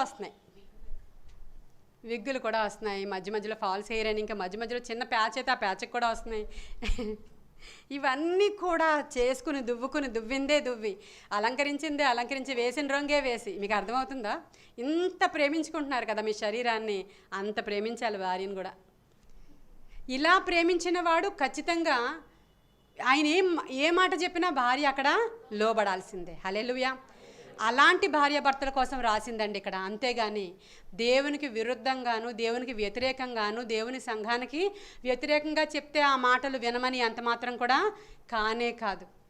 ఆయన ఏమంటాడు, నా నిమిత్తం ఎవరినైనా సరే విడిచిపెట్టి నా దగ్గరికి వచ్చేవాడే నాకు పాత్రుడు అంటాడు ఆయన. అంటే ఆయనకి విరోధమైతే, ఆయనకి వ్యతిరేకమైతే, దేవునికి విరోధంగా చెప్పేటువంటి భర్తలు ఉంటే మాత్రం అది యాక్సెప్ట్ చేయమని ఎంత మాత్రం కూడా కాదు. చాలామంది భర్తలు చంపినా, కొట్టినా, తిట్టినా, ఆ భార్యలు ఎంత దేవుని హత్తుకుని ఉన్నప్పుడు గొప్ప కార్యాలు దేవుడు అక్కడ చేశాడు. అంటే దేవుని హత్తుకున్నారు, భర్తను హత్తుకోలేదు అక్కడ. ఇక్కడ నేను ఆయనే హత్తుకుని ఉంటాను దేవుడు తర్వాత సంగతి అనేటువంటి విషయాలు కాదండి, చాలా సాక్ష్యాలు ఉన్నాయి. కాబట్టి భార్యాభర్తలు ఇలా ఉండాలి అని అక్కడ రాయబడి ఉంది. ఆవిడ ఖచ్చితంగా భర్తకి లోబడి ఉండాలి, మాట వినాలి, ఆనర్ చేయాలి. ఆయన మనకి శిరస్సుగా ఉన్నాడు కాబట్టి. ఎవరో ఒక కథ చెప్పారు కదా, ఈ భార్యాభర్తలు ఇద్దరు దెబ్బలాడుకొని పాస్టర్ గారి దగ్గరికి వచ్చారంట. పాస్టర్ గారి దగ్గరికి వస్తే, ఏమ్మా నువ్వెందుకు అస్తమాను అతనికి వ్యతిరేకిస్తూ ఉన్నావు, ఎందుకు అస్తమాను ఆయనకి ఏం చెప్తే అది వినడం లేదు, నువ్వు ఆయన నీకు శిరస్సు తెలుసు కదా అని చెప్పాడంట ఆయన. అప్పుడు ఆవిడ చెప్పిందంట, నిజమే పాస్టర్ గారు, ఆయన శిరస్సే కానీ మెడ నేనే కదా, ఈ మెడ ఎటు తిరిగితే అటు తల తిరగాలి కదా అందంట. అంతే కదా, ఈ మెడ ఎటు తిరిగితే అటు తల తిరగాలి కదా, మరి నేను మెడను కదా అందంట. పాస్టర్ గారికి ఏం చెప్పాలో కూడా అర్థం కాలేదంట మరి కాసేపు. కాబట్టి మనం అలాగ ఉండొద్దు. కానీ నిజంగానే అసలు ఎంత కంపారిజన్ అండి, సొంత శరీరాన్ని ఎలా ప్రేమించుకుంటారో భార్యను అలా చూడండి. మీరు కూడాను ఇష్టం వచ్చినట్లు నెత్తి మీద ఎక్కి కూర్చోవద్దు, కానీ మంచిగా ఆయన ఆనర్ చేయాలా. ఆయన మనకి శిరస్సుగా ఉన్నాడు కాబట్టి ఆయనకి ఘనత తీసుకొని రావాలా, ఆయనకి మంచి పేరు తీసుకొచ్చేటువంటి భార్యగా, సామెతల గ్రంథం 30వ అధ్యాయంలో ఉన్నటువంటి భార్యగా వేకునే లేచి పనులు మంచిగా చక్కబెట్టుకుని అంత మంచిగా ఉండేటువంటి భార్యగా అక్కడ రాయబడింది కదా, భార్య మంచి గుణవతి అయినటువంటి భార్య దొరుకుట అరుదు, అట్టిది ముత్యము కంటే అమూల్యమైనది. ఇప్పుడు నిస్సి సంఘంలో ప్రార్థనాపరులైనటువంటి భార్యలు ఉన్నారు, వీళ్ళందరూ ఉన్నారు. వీళ్ళు ముత్యం కంటే అమూల్యమైన వాళ్ళు. ఎందుకంటే ఈ లోకంలో ఉన్నవారు లోకాశలు భోగేచ్ఛలు వాటి వైపు చూసుకుంటూ చెడిపోయి తిరుగుతూ ఉన్నవారి కంటే దేవుని పాదాల దగ్గర కూర్చుని దేవుని దగ్గర గోజాడేటువంటి స్త్రీలు ధన్యులు కదా. వాళ్ళ ఇంట్లోకి ఐశ్వర్యాన్ని తీసుకెళ్తారు, వాళ్ళ ఇంట్లోని ముత్యంలాగా ఉంటారు. నిజంగా ఇలాగా ఒకరికొకరు ఎంకరేజ్ చేసుకుంటూ, దేవునిలో ఉండడానికి ఎంకరేజ్ చేసుకుంటూ, దేవుని వైపు తిరిగి మనము మన కుటుంబాలను కట్టుకునే ఇలా ఉండాలి అని పౌలు అక్కడ క్లియర్గా చెప్తున్నాడు. మీరు ఇలా ఉండండి, ఎందుకంటే మనకి క్రీస్తు, ఇద్దరికి కలిపి క్రీస్తే శిరస్సుగా ఉన్నారు కాబట్టి మనం అవయవాలమే, మనం అవయవాలుగా ఉన్నాం కాబట్టి మనం చాలా జాగ్రత్తగా ఉండాలి. తర్వాత పిల్లల గురించి కూడా రాయబడి ఉంటుంది అక్కడ. పిల్లలారా, ప్రభువునందు మీ తల్లిదండ్రులకు విధేయులై ఉండండి, ఇది ధర్మమే. నీకు మేలు కలుగునట్లు నీ తండ్రిని తల్లిని సన్మానింపుము, అప్పుడు నీవు భూమి మీద, ఇది వాగ్దానములతో కూడిన ఆజ్ఞలలో మొదటిది. ఇంక దీంట్లో ఏం కూడా ఎక్స్క్యూజులు ఉండవండి. తల్లిదండ్రులను మీరు సన్మానించకపోతే, వారిని మనం మంచిగా చూడకపోతే మన ఆయుష్ తగ్గిపోద్ది, అది గ్యారంటీ. మనకి దీర్ఘాయుష్యు ఉండదు అని బైబిల్ చెప్తుంది. ఇది ఆ వాగ్దానాలతో కూడినటువంటి ఆజ్ఞ. మనం వాళ్ళని సన్మానించాలి, మనం కరెక్ట్గా వాళ్ళని ఆనర్ చేయాలి. పిల్లలు కూడా ఎలా ఉండాలంట, మీ తల్లిదండ్రులకు ఎప్పుడు కూడా విధేయత చూపించాలా. వెళ్ళిలే చెప్పొచ్చావు కానీ ఇలా అంటారా ఎవరైనా మీ తల్లిదండ్రుల్ని? చాలా చాలా చాలా తప్పది, చాలా తప్పది. తల్లిదండ్రులు ఏం చెప్తున్నారో మనం అది వినాలి. ఒకవేళ మీకు ఆ విషయం నచ్చకపోతే కూర్చొని చక్కగా తల్లిదండ్రులతో, అమ్మ నేను ఇది చదవాలనుకుంటున్నాను, నువ్వు ఇలా అంటున్నావు కాబట్టి ఇదిగో ఇది దీంట్లో ఉన్నటువంటి మంచి విషయాలు ఇవిగో అని తల్లికి ఎక్స్ప్లెయిన్ అని తండ్రికి ఎక్స్ప్లెయిన్ చేసి చెప్తే వాళ్ళు ఊరికినే కరిగిపోతారు. చాలా ప్రేమ తల్లిదండ్రులకి ఉంటుంది. కాకపోతే మనకి పరిస్థితులు సిట్యుయేషన్స్ అలా ఉండి ఈ పరిస్థితుల ప్రభావం వల్ల ప్రేమలు చల్లారిపోతూ ఉంటాయి. కానీ మామూలుగా అయితే దేవుడే తల్లిని కదా సృష్టించాడు. తల్లిని ఎవరిచ్చారు? మనకి దేవుడే ఇచ్చాడు కదా. మన ఈ భూమి మీద మనకి ఏంజెల్ తల్లేనంట. కాబట్టి తల్లినిచ్చిన వాడు దేవుడే. దేవుడికి తెలుసు కదా సెలక్షన్, నీకు ఎలాంటి తల్లిని ఇవ్వాలో దేవుడికి తెలీదా? దేవుడు నీకు అటువంటి తల్లినిచ్చినప్పుడు ఆ తల్లి చాలా ప్రేమ గల తల్లి అని బైబిల్ చెప్తుంది. తల్లి ప్రేమతో కంపేర్ చేసుకుంటాడు దేవుడు, తల్లి ప్రేమతో కంపేర్ చేసుకుంటాడు. ఒక కథ ఉంటుంది. ఈ కథ ఎవరో ఒక ఆయన చెప్పారు, ఒక పాస్టర్ గారు. ఒక అబ్బాయి ఉన్నాడంట, ఒక అమ్మాయిని ప్రేమించాడంట. ప్రేమిస్తే సరే పెళ్లి చేసుకుందామని అడిగాడు ఒక ఉంగరం తీసుకెళ్ళి. అప్పుడు ఆ అమ్మాయి అందంట, నువ్వు నన్ను ప్రేమిస్తున్నావా అంటే, ఇంకా నేను చెప్పలేని ఎంత ప్రేమిస్తున్నానో అన్నాడంట. అయితే ఒక కండిషన్, నేను ఏ ఇంటికైతే వస్తానో ఆ ఇంట్లో ఇంకొక ఆడది ఉండకూడదు అని చెప్పిందంట ఆవిడ. ఇంకొక ఆడది ఉండకూడదు, అలాగా వస్తానండి ఇప్పుడే అని చెప్పి ఇంటికి వెళ్ళాడు. ఇంట్లో ఎవరున్నారు? మమ్మీ ఉంది. ఆ మమ్మీ కూరగాయలు కట్ చేసుకుంటుంది అక్కడ కూర్చొని. మమ్మీ అని పిలిచాడంట. నా కొడుకు ఎంత ప్రేమగా పిలిచాడని, ఏంటి నాన్న వస్తున్నానని చాక్ అలా పడేసి పరిగెత్తుకొచ్చిందంట. కింద పడేసిన చాకు తీసి గుండెని పొడి చేసి చీల్చి ఆ హార్ట్ని తీసుకొని ప్రేయసి దగ్గరికి వెళ్తున్నాడంట. చేతిలో తల్లి హార్ట్ ఉంది, అది ఇంకొంచెం ఇప్పుడే ఫ్రెష్ హార్ట్. అది పరిగెడుతుంటే ఏదో రాయి తగిలి పడిపోయాడంట వాడి కింద. పడిపోతే మళ్ళీ ఆ గడ్డిలో పడిపోయిన హార్ట్ని తీసుకుందాం అనుకుంటే, నాన్న నీకు దెబ్బ తగిలిందా అని అడుగుతుందంట హార్ట్. నెమ్మదిగా వెళ్ళు నాన్న, దెబ్బ తగిలిందా అని అడిగిందంట. అది తల్లి హృదయం. అర్థమవుతుందండి? కాబట్టి దేవుడు మనకి తల్లిని ఇచ్చాడు, తల్లిదండ్రుల్ని ఇచ్చాడు. అస్సలు యవ్వనస్తులైన పిల్లలు నిర్లక్ష్యంగా తల్లిని తండ్రిని అస్సలు నిర్లక్ష్యంగా మాట్లాడకూడదు. మీకేం తెలుసు, మీరు పెద్ద ఎక్కడి నుంచో దిగొచ్చారా, మీకు అసలు చదువు లేదు, పక్కన ఉండండి, అసలు నిర్లక్ష్యంగా కూడా మాట్లాడకూడదు. ఆనర్ చేయాలి తల్లిదండ్రుల్ని, అమ్మని నాన్నని చాలా ఆనర్ చేయాలి. వాళ్ళని దేవుడు బ్లెస్ చేస్తాడండి. నిజంగా చెప్తున్నా నేను. ఈ దేశం యొక్క ఉన్నత శిఖరాల మీద ఆ పిల్లలు ఎక్కుతారండి. ఈ దేశం యొక్క ఉన్నత పర్వతాల మీద వాళ్ళని నిలబెడతాడు దేవుడు. అది బైబిల్ చెప్తున్నటువంటి సత్యం. అది నీ తల్లిని తండ్రిని నీవు సన్మానిస్తే నీవు దీర్ఘాయుష్మంతుడు అవుతావు.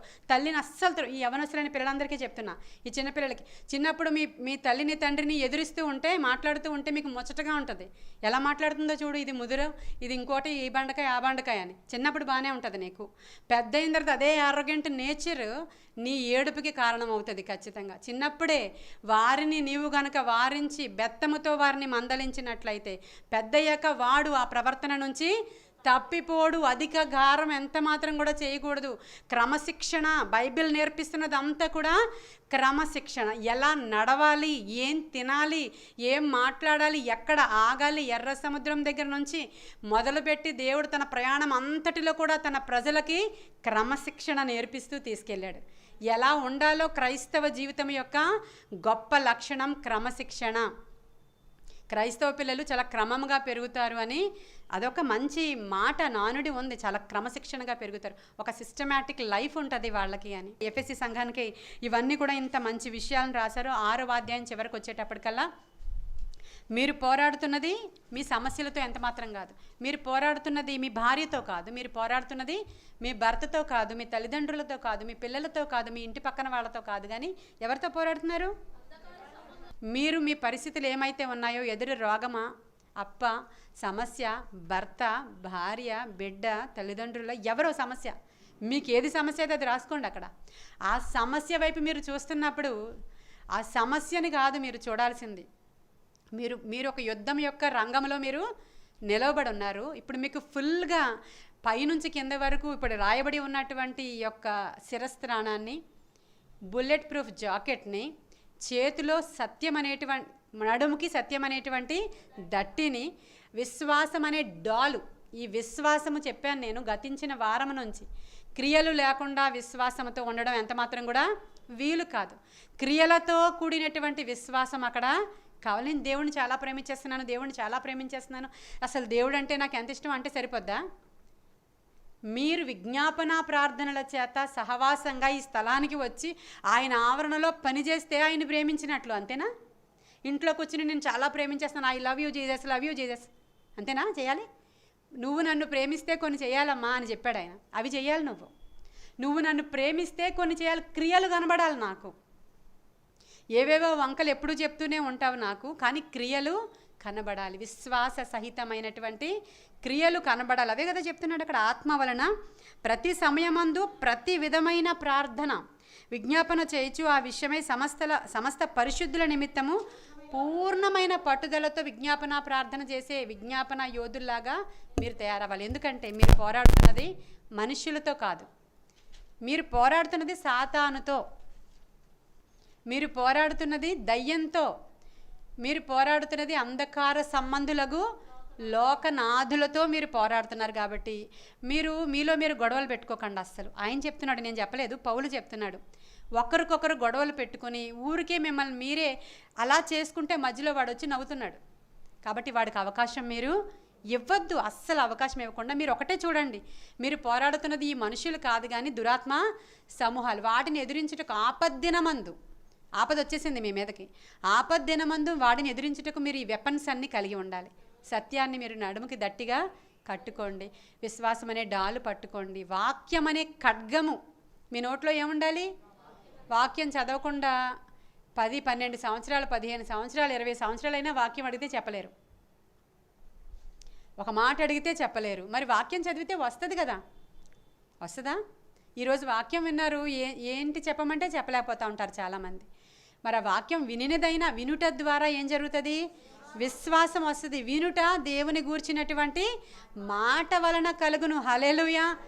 ఆ విలువైన వర్తమానాలు ఆ రోజు ప్రభు మనకి ఏమిచ్చారు ఆ మన్నా అంతే ఇక్కడే తినేసి వెళ్ళిపోవాలి, అంతే. ఇక్కడ తినిన వారు అది పొందుకుంటారు, అంతే ఖచ్చితంగా. అదంతా కూడా ఆ వినుట ద్వారా ఏం జరుగుతుందంటే మీకు విశ్వాసం వస్తుందంట. ఆ వినుట దేవుని గూర్చిన మాటల వలన కలుగుతుంది. కాబట్టి ఇవన్నీ కూడా మీకు జరగాలంటే, ఆ శత్రువు మీ ఎదుట ఓడిపోవాలంటే మనఃపూర్వకంగా విజ్ఞాపన ప్రార్థనలు చేయాలి. మీరు సమస్త పరిశుద్ధుల కొరకు విజ్ఞాపనలు చేస్తూ మీరు దేవుని దగ్గర కనిపెడుతున్నప్పుడు గొప్ప గొప్ప కార్యాలు చేస్తాను. పౌలును వాడుకున్నట్లే, యాకోబును వాడుకున్నట్లే, తిమోతిని వాడుకున్నట్లే నేను మిమ్మల్ని వాడుకుంటాను, మీ బిడ్డల్ని నేను హెచ్చిస్తాను అని చెప్తున్నాడు ఆయన. కాబట్టి ఆయన సంఖ్యలలో ఉండగా రాసినటువంటి పత్రికలు ఇవన్నీ కూడా మీరు ధైర్యంగా ఉండండి అని చెప్తున్నాడు ఆయన. కిందకు వచ్చేటప్పటికల్లా బ్లెస్సింగ్ ఇస్తున్నాడు ఆయన. తండ్రి అయిన దేవుని నుండి, యేసుక్రీస్తు నుండి సమాధానము, విశ్వాసంతో కూడిన ప్రేమ సహోదరులకు, క్రీస్తు శాశ్వతమైన ప్రేమతో ప్రేమించే వారికి అందరికీ కృప. ఇదంతా బ్లెస్సింగ్. అయితే ఎఫ్ఎస్సి సంఘం గురించి అంతా చెప్పేశాను మీకు నేను. అంటే అంతా చదువుకోండి, ఇంకా చాలా బాగుంటుంది. ఎఫ్ఎస్సి సంఘానికి ఇన్ని మాటలు చెప్పారు కదా, ఎవరు చెప్పారు? దేవుడు పౌలు ద్వారా చెప్పించారు. అమ్మ ఇలా ఉండండి, అమ్మ అలా ఉండండి, బాబు ఇలా ఉండండి, తల్లిదండ్రులారా ఇలా ఉండండి, భర్తలారా ఇలా ఉండండి, భార్యలారా ఇలా ఉండండి, పిల్లలారా ఇలా ఉండండి చెప్పేశారు కదా. చెప్పడం వరకు చెప్పేశారు. మరి విన్నారా వాళ్ళు? విన్నారా లేదా? తెలుసా మీకు? ఎవరికైనా విన్నారో లేదో? విన్నారా? ప్రకటన గ్రంథం 2వ అధ్యాయం. ఇప్పుడు ఇలా ఈ మాటలన్నీ ఎవరి కోసం రాయబడినాయి అండి? ఎఫ్ఎస్ సంఘము కొరకు. అక్కడ హెడ్డింగ్ ఉందా? అక్కడ ఉందా? ప్రకటన గ్రంథము 2వ అధ్యాయం. ఎఫ్ఎస్లో ఉన్న సంఘపు దూతకు ఇలాగ వ్రాయండి. ఎవరు రాస్తున్నారు, ఎవరు మాట్లాడుతున్నారు ఈ మాటలు అని అంటే, మీ చాలామంది బైబిల్స్లో ఒకటి రెడ్ లెటర్లో, ఒకటి మామూలు లెటర్లో ఉంటుంది. కొన్ని బైబిల్స్లో యేసుక్రీస్తు ప్రభువారు మాట్లాడిన అన్ని రెడ్ లెటరింగ్ ఉంటుంది. ఎవరి దగ్గర ఉందా అలాంటి బైబిల్? యేసయ్య బైబిల్లో మాట్లాడిన మాటలన్నీ రెడ్ లెటర్స్ తోటి ఉంటాయి అన్నమాట. ఇప్పుడు ఇక్కడ ఈ మాటలన్నీ రెడ్ లెటర్స్తో ఉంటాయి అన్నమాట. ఎవరు మాట్లాడారు ఇవన్నీ? డైరెక్ట్గా యేసయ్య మాట్లాడిన మాటలు. ఆయనకి ఇంట్రడక్షన్ ఇచ్చుకుంటున్నాడు. నేను ఎలా ఉంటానో మీకు తెలియదు కదా. యేసయ్య ఎలా ఉంటారో తెలుసా మీకు? తెలియదు కదా. నేను ఎలా ఉంటానో చెప్తానే. చూడండి, అక్కడ రాస్తున్నారు. ఆయన ఎలా ఉంటారంటే, 7 నక్షత్రములు తన కుడి చేత పట్టుకొని 7 దీపస్తంభముల మధ్య సంచరించి వాడు చెప్పు సంగతులేమనగా, ఆయన చెప్తున్నాడు, నేను ఇలా ఉంటాను. నా చేతిలో 7 నక్షత్రాలు పట్టుకొని. ఇప్పుడు ఇంకా ప్రకటన గ్రంథంలో ఆయన ఇంట్రడక్షన్ అంతా ఉంటుంది. ఉనిని పోలినటువంటి జుత్తు కలిగిన వాడని, ధవళవర్ణుడని, రత్నవర్ణుడని, రొమ్మున బంగారు దట్టి ధరించుకున్న వాడని, అపరంజి పాదములు పోలిన వాడని. ఆయన ఎలా ఉంటాడో మన కళ్ళకి కట్టినట్లుగా ఆయన రూపాన్ని మనం ఊహించుకోవచ్చు. ఆయన చెప్తున్నాడు, నా ఇంట్రడక్షన్ ఇది, నేను ఇలా ఉంటాను. నన్ను చూడలేదు కదా మీరు, ఇదిగో నేను ఇలా ఉంటాను. 7 నక్షత్రాలు చేతపట్టుకుని సంఘాలతో 7 దీపస్తంభాల మధ్యలో సంచరిస్తూ ఎఫ్ఎస్సి సంఘంతో మాట్లాడుతున్నాడు. ముందు ఎఫ్ఎస్సి సంఘాన్ని ఆయన పొగుడుతున్నాడు. ఇప్పుడు ఆయన ఏమంటున్నాడంటే ఆ సంఘం గురించి, అమ్మా నువ్వు ఒట్టి విశ్వాసమే కాదు కానీ నీకు విశ్వాసంలో క్రియలు కూడా చాలా బాగున్నాయి. మీరు ఏదో పైన ఉట్టుట్టు మాటలు చెప్పేసి డబ్బాలు కొట్టేవాళ్ళు కారు, మీరు క్రియలు కూడా చూపిస్తున్నారు. అంత ఎఫర్ట్ పెడుతున్నారు. ఎంత హింసించినా మిమ్మల్ని, ఎంత కష్టపెట్టినా క్రియల రూపంలో మీరు చూపిస్తున్నారు. మీ క్రియలు నాకు తెలుసు. ఎంత కష్టమైనా మీరు చాలా సహనంగా ఉన్నారు. నీ సహనాన్ని కూడా నేను ఎరుగుదును. మీరు చాలా మంచివాళ్ళు. తర్వాత మీరు దుష్టులను సహింపలేవనియు, అపోస్తులు కాకయే తాము అపోస్తులమని చెప్పుకొని వారిని పరీక్షించి వారి అబద్ధికులను నీవు కనుగొంటివనియు. ఇంకా మంచి క్వాలిటీ ఏంటంటే, ఏ పాస్టర్ వస్తే ఆ పాస్టర్కి చేతులు ఊపేసి తలలు ఊపేసి భలే చెప్పాడే అని అనరట. వాళ్ళు అనరు. కరెక్ట్ బోధ ఏదో వాళ్ళకి తెలుసు. హల్లెలూయా చెప్పండి. ఎవరు వస్తే, ఏ పాస్టర్ వస్తే 4 జోకులు వేశారంటే, లేకపోతే ఇంకొకరు వచ్చి చాలా ఏదో గొప్పలు చెప్పారంటే, అయినా సంఘం ఎంత మాత్రం కూడా చలించదు. మాకు వద్దండి ఆ పాస్టర్ గారు అని చెప్తారు వాళ్ళు. హల్లెలూయా. మన లక్షణాలు ఏమైనా కలుస్తున్నాయా? అన్నీ కలుస్తున్నాయట శాంతికి. మాకొద్దు, సత్య బోధ మాత్రమే మాకు కావాలి. పవర్ఫుల్ ప్రీచింగే కావాలి. ఏదో ఆ పాస్టర్ గారు మనల్ని మెప్పించడానికో, మనం ఆ పాస్టర్ గారిని మెప్పించడానికో అని వాళ్ళ దగ్గర ఎంత మాత్రం ఆటలు సాగవట. అక్కడ ఎవరు వచ్చినా సారీ బ్రదర్ అని చెప్తారట ఖచ్చితంగా. ఎందుకని? సత్య బోధలాగా అది మాకు అనిపించడం, అపోస్తుల బోధలాగా అది మాకు అనిపించడం లేదు. కాబట్టి మాకు ఆ బోధ వద్దు. ఏదో వినేసామా, వెళ్ళామా, వచ్చామా అన్నట్లు వాళ్ళు ఉండరట. దాన్ని అప్రిషియేట్ చేస్తున్నారు దేవుడు. హల్లెలూయా. దాన్ని అప్రిషియేట్ చేస్తున్నారు. అలా మీరు పరీక్షించి వారి అబద్ధికులను నీవు కనుగొంటావు. నీవు సహనము కలిగి నా నామము నిమిత్తం భారము భరించి ఆలయలేదు. ఇప్పుడు చూడండి, నా నామము నిమిత్తమై మీకు ఎన్నో కష్టాలు వచ్చాయి, ఎన్నో ఇబ్బందులు వచ్చాయి, కానీ అవన్నీ కూడా మీరు భరించారు. నేను నిజంగా మిమ్మల్ని అప్రిషియేట్ చేస్తున్నా. మీకు చాలా టార్చర్ పెట్టారు. ఇదన్నారు, అదన్నారు, ఇలా అన్నారు, అలా అన్నారు. అయినా మీరు నా నామము పేరట మిమ్మల్ని తిట్టారు, మీ ఇంట్లో కొట్టారు, మిమ్మల్ని తన్నారు. అయినా కూడా నా నామము పేరట వాటిని అన్నిటిని భరించి పరిగెత్తొచ్చి ఇక్కడ కూర్చున్నారు. హల్లెలూయా. కాబట్టి మిమ్మల్ని నేను అప్రిషియేట్ చేస్తున్నాను అని ప్రభువు చెప్తున్నాడు. అయినా కూడా ఇప్పుడు కానీ అయినా మరేమో అని దేవుడు ముందు పొగిడారు కదా. పొగిడి ఇప్పుడు ఏం చెప్తున్నారు? మరేమో మరి ఇవన్నీ బాగున్నాయి కానీ ఒక నేరము నీ మీద నేను మోపవలసి ఉన్నది. అదేంటంట? మొదట నీకుండిన ప్రేమను నీవు వదిలితివని నేను నీ మీద తప్పు ఒకటి మోపవలసి ఉన్నది. ఇప్పుడు మీ మీద ఇప్పటి వరకు ఇవన్నీ బాగున్నాయి అమ్మా, చాలా బాగున్నాయి.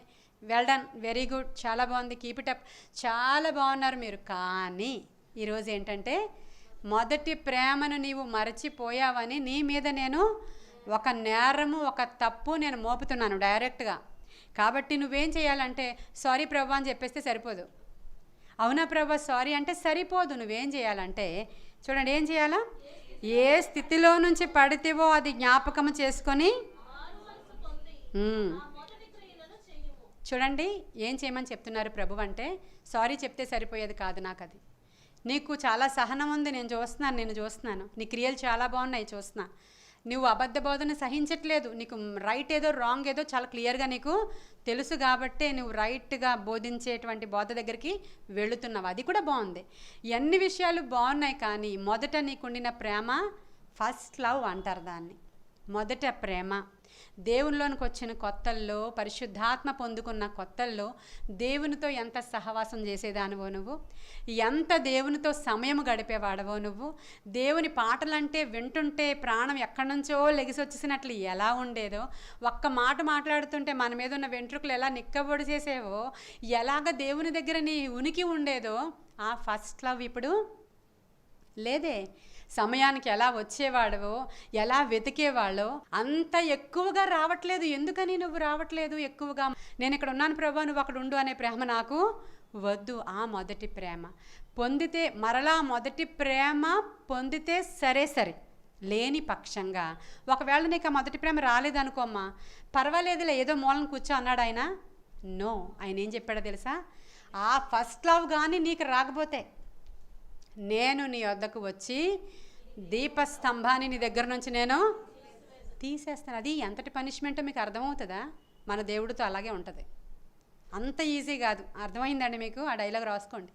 అంత సులువు కాదు భక్తి చేయడం అంటే, క్రైస్తవ్యం అంటే అంత సులువు కాదు, అంత ఈజీ కాదు.